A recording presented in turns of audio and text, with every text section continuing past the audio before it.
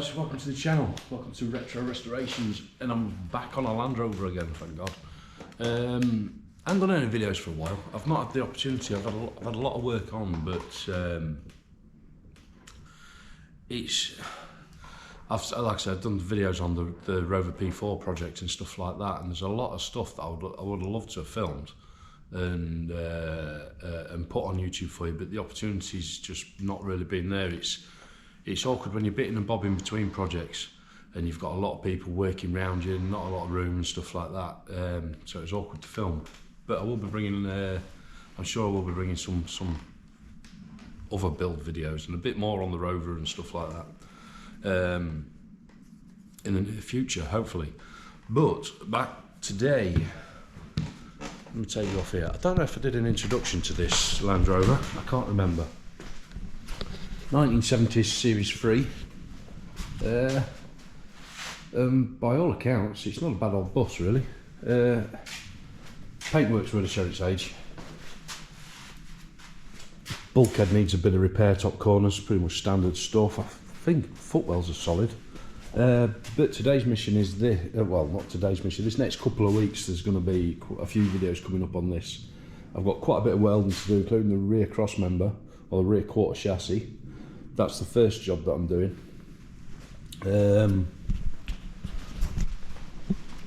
What else is there? So the bodywork on it's pretty straight. It's been a few different colours over the years, I think. Union flag bonnet, always adds character. Like I said, standard repairs. I've done these repair videos before, so we'll see how I go with that, how in depth I get with that. Let me get the torch. Usual disorganised me. Right, so you see the rear cross member. It's had quite a bit of repair work in the past. Some not so great. That's all rotted out there where it's had repairs all the way up to here. Patch on top of patch on top of patch. If we come under here, you can see we've got holes all around. There's a patch underneath there. This is all been patched up. It looks like we've had a flock of pigeons nesting in there, shiting all over the place. So you can see the spring hanger's got a hole in it. That's wearing thin, and there's actually a hole on the other side up underneath it. So yeah, it needs sorting. The rest of the chassis is surprisingly solid, apart from that outrigger. That's going to need doing. But it is the original outrigger. It's been patched before, but yeah. What else is there? A-posts are good. This front dumb iron has been repaired, and while it is solid, it's not the tidiest.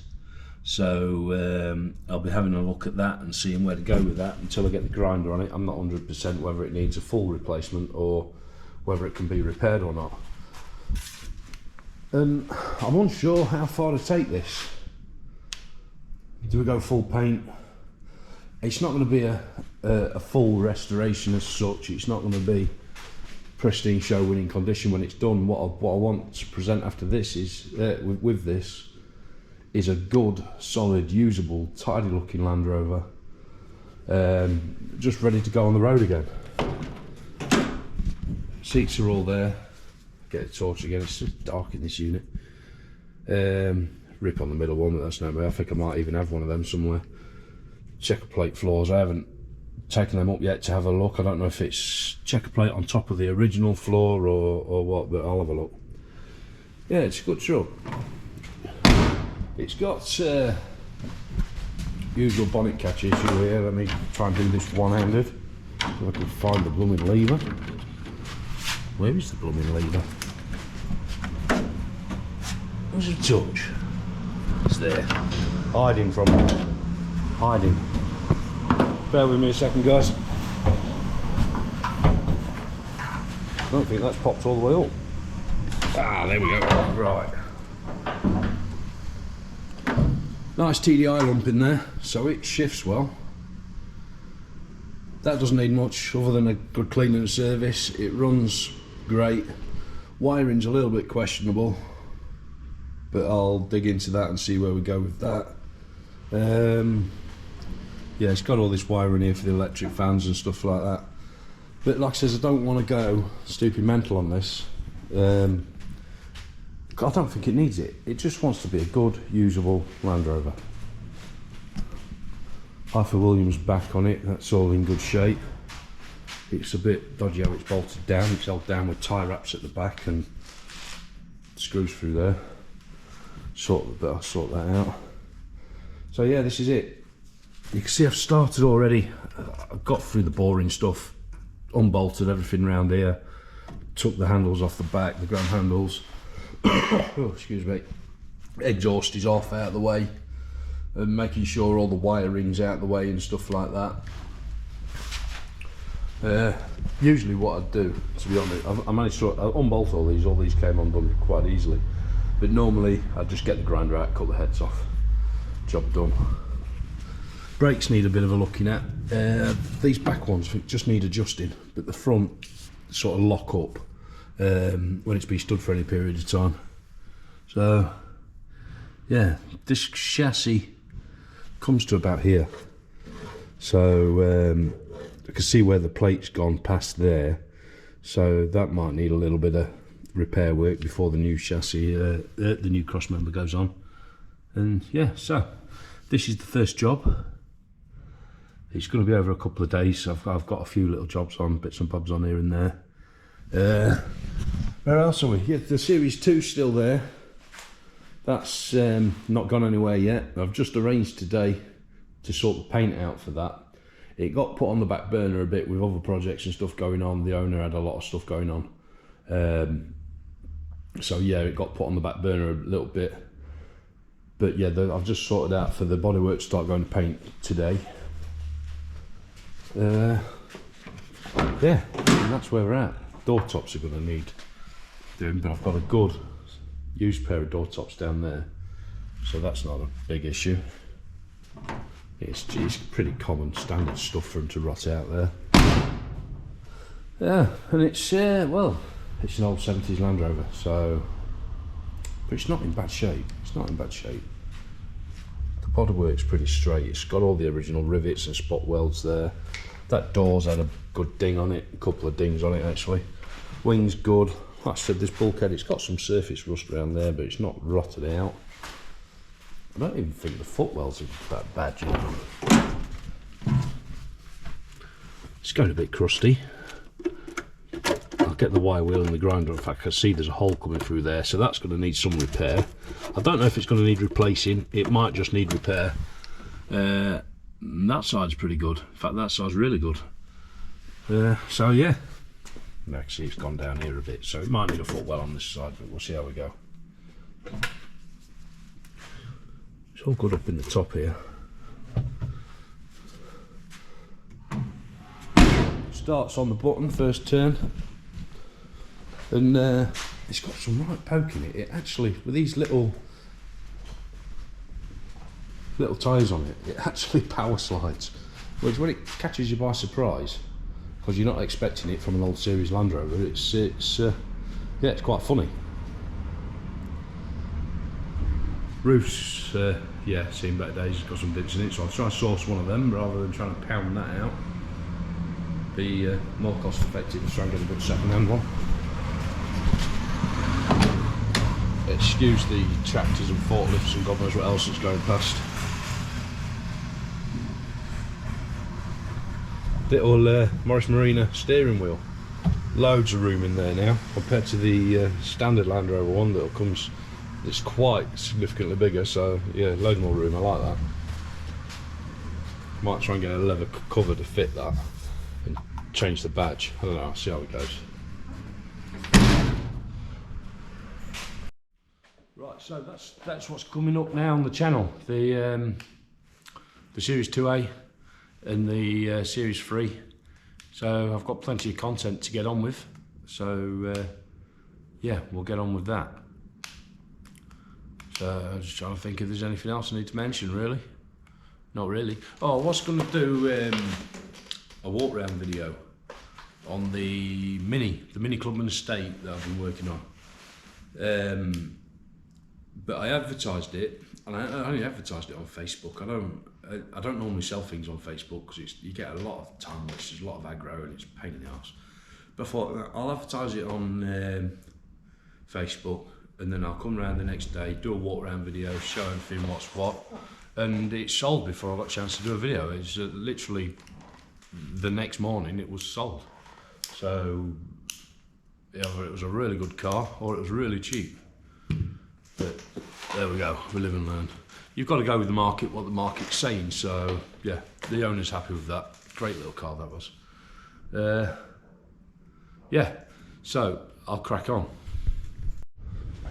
Right, so next job on the line, down the line should I say, is getting these springs off. I've got the jack under the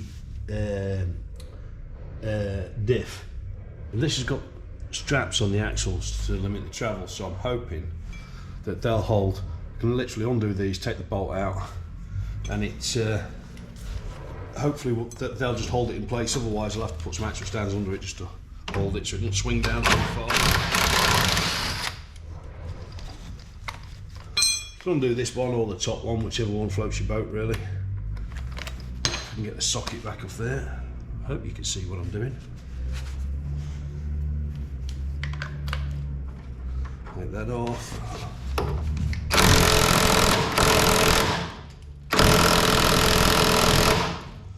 And as expected, that's frigging seized in. I'll get a bar on that. Get a big bar on it, a big ratchet. 2 seconds.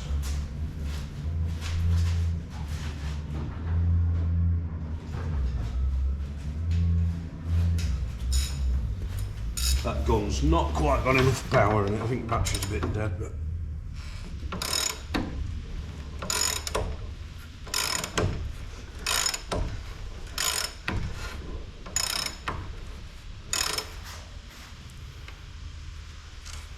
oh dear.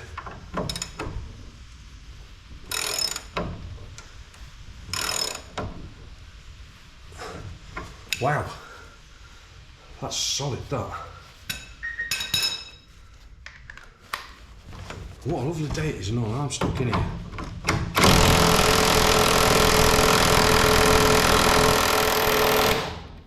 I'm surprised that won't even shift it.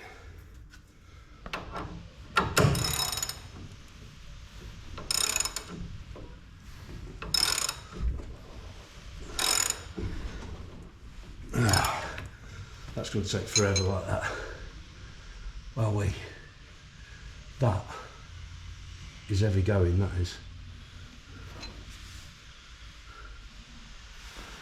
Can't remember, is it screwed into them bottom ones? I think it is, isn't it? Yeah, it's got to be. Yeah, right, let's try and get this top one off. If the socket will go on. So that's a different size bolt on there. Different size nut, I think.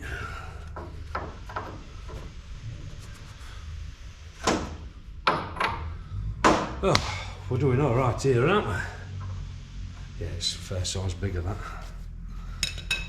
It's not 24. It's a 22. We go 22 mil sockets.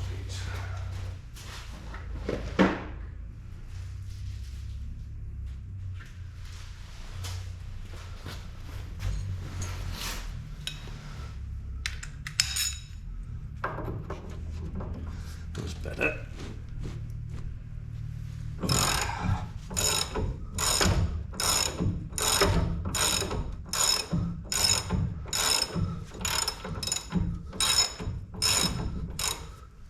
Buzz that off, that'll be quicker.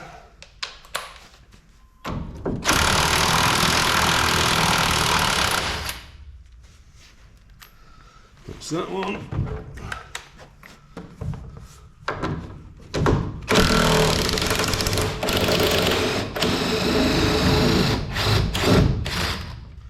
There you go, that was easier.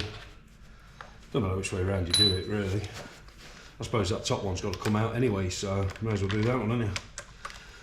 I might be, one of the reasons I weren't too fussed is I might be replacing these springs. It seemed to sit a bit lopsided, so let's get this other one out. hopefully this one won't put up so much of a fight.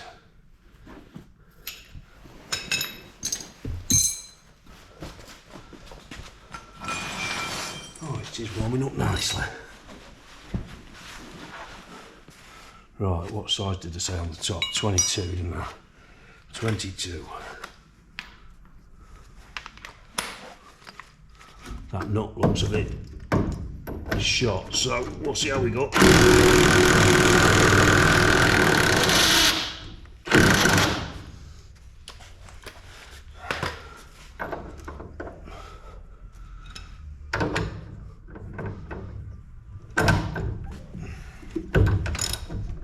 Now I'm going to need a proper flat-sided socket on that. Back in a minute. Right, that's better.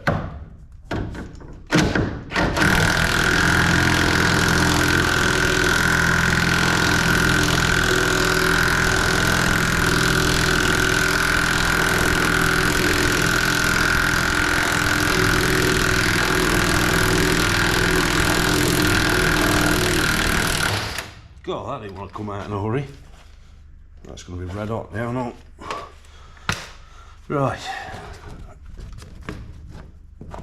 Go around this side for that one, I think.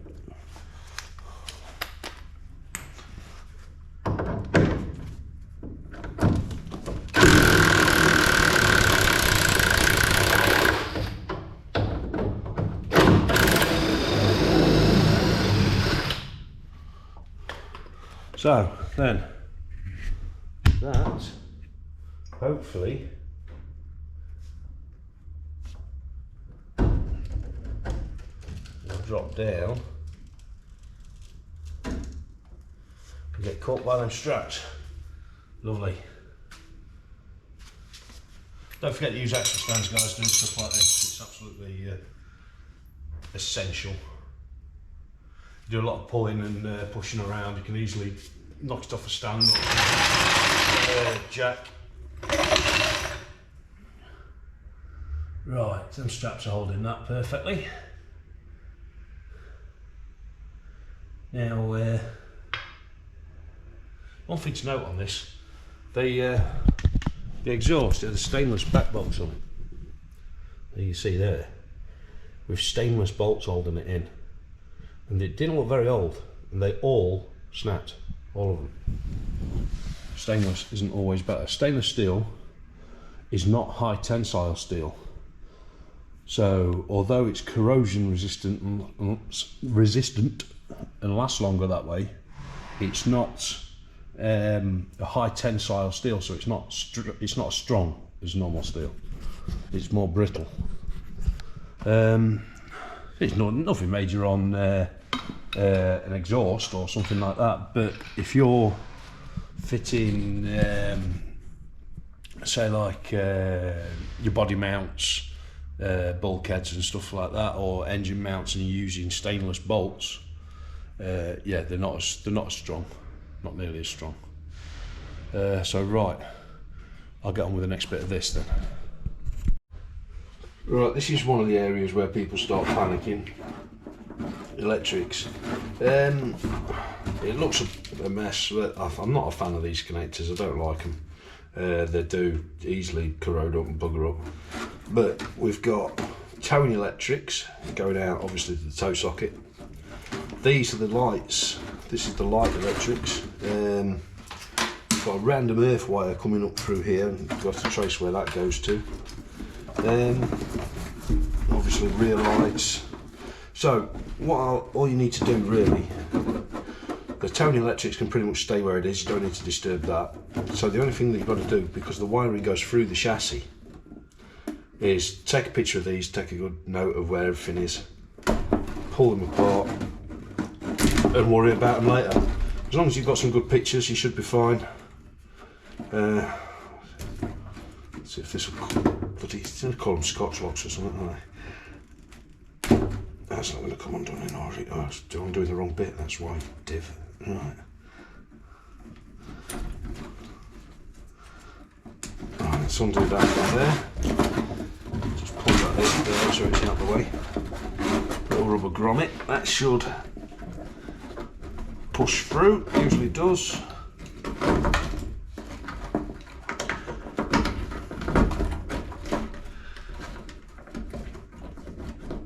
Try and get all that through there with minimal fuss. At this stage as well, you should really have undone your battery as well. Right, so that is that for this corner. Apart from I just need to figure out where that wire goes to. And I'm pretty sure none of this is going to get in the way. So let's have a little look underneath, shall we? Take the stand with me and my torch. Quality cameraman stuff as well. Right, so this goes down. It splits there and goes over to the other side. So we put some light on it, you might be able to see roughly, and then it goes into the chassis there. So we need to undo it this side, undo it the other side, and try and get it down into the chassis. The trick is cutting through, because it runs down here and you're never 100% sure where it is. You can go to cut through here and then end up cutting straight through the wiring. So what I might end up doing is cutting a little hole in there further up. The wire is more than likely closer to the bottom, hopefully. Cut a little hole in here, pull all the wiring through and push it down back there. So when we put the new chassis up, before it goes in there, you can push it up through the hole. And hopefully all will be well. I've got this random wire there, I'm not sure what that one's for. These old trucks, they've all been messed around so many times. I wonder if that might be an indicator wire or something, I don't know. I mean, it goes up into, no. Oh yeah, Dave, that's the reverse light wire. So that's the earth for the reverse light. Right, because it goes up through there. Right, that's not a problem. Yeah, there's a couple of what looks like tie wraps across the rear crossmember holding that wiring on there, so I'll go and unplug it from the other side, snip them tie wraps, bring it down here, cut a little hole in here, push the wiring down. Don't want to push it too far so you can grab it, you just want to push it past where you're going to be cutting. So if that makes any sense, if you can even see what I'm doing. Right, I thought I'd give you a quick look under here so you can see the extent of this rot. It's really quite bad. It's had quite a lot of patches. It might have even had a rear, I think it's had a rear crossmember at some point, but it's been patched upon patched. All these bottoms gone, look, all up in there. It's all, to be honest, how the suspension's been stained, how it hasn't collapsed, I'm not sure. But you can see all underneath the tub's pretty solid. That's them straps I was on about that's holding the axle up. Where are we? Yeah, and this is what I'm quite surprised actually. I should have gone and got a screwdriver. It's still got the original clips there that's holding the wiring in place.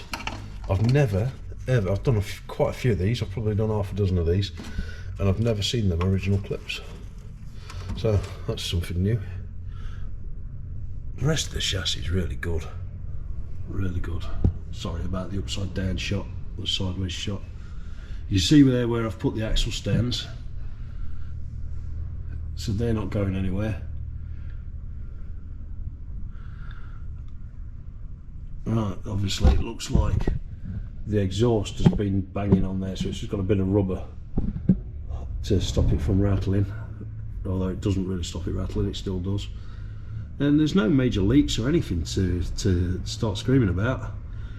Gearbox crossmember's a bit dinted, not worried about that, as long as it's not rotten. Yeah, it really is a good truck, just shame about this back end and that outrigger. Right, enough of me waffling. So guys, if we can get that torch to stay there, oh perfect. So this is where we're at now. We've got the chassis wiring through there. This is going to be the end of this part of the process. Well, this is the end of this video. It's going to be over a couple of videos because it's quite in depth. The Tony Electrics is just dangling down there. That's not in the way at all. This is the wiring that goes through the chassis to your lights from both sides. It's stuck under there. So what we need to do is get that back through there. Luckily I can see through there and I can see that the wiring actually if you push it down, goes to the other side and runs about down the middle there. So we should be good. The chassis, looking at that, it comes about 1 inch past there, so it's going to be to there roughly is where we're going to cut. But I'll measure that up and show you how I do that in the next video, which I will continue making today. But it'll, rather than having fucking hour and a half long videos, you know what I mean, I'll do it in 2 hours. So yeah, that's where we're at for now. So what I'll do, move you around so you're not staring at the Land Rover. Yeah, well, next process is marking up, getting ready to cut, make sure, double checking everything's out of the way, nothing's going to snag, nothing's going to hold you up, yeah, cracking on, getting it welded on. It's not a complicated job, this. It's really not a complicated job. It puts a lot of people off. If you can weld, if you can grind, and you're okay with basic electrics, and I mean basic electrics, then you're fine, crack on, do it yourself. It's really not that hard a job. It's not complicated, should I say. It's really not complicated. The reason why a lot of people as well, they do this job, they take the tub off to do it so you can get in there. There is enough room.